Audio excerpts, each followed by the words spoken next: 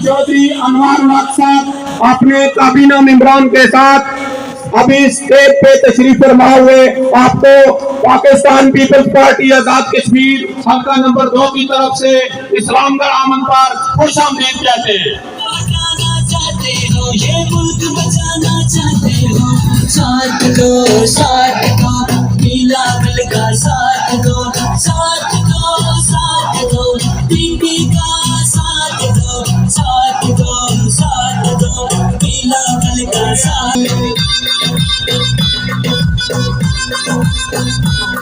ये बारिश है, ये बारिश है, ये बारिश है, ये बारिश है, ये बारिश है शहीदों का, ये ज़ामिर है गरीबों का, बेबस लाचार फकीरों।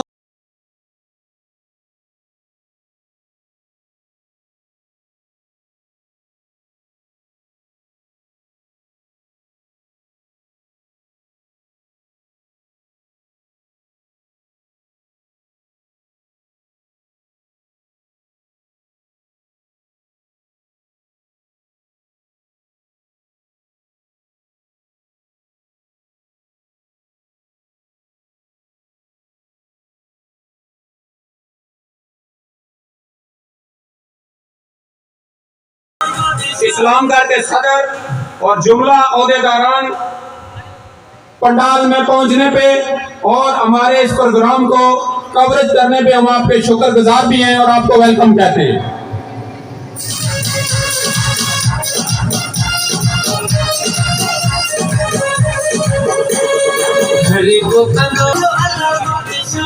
चौधरी जंगीर साहब कमयाल,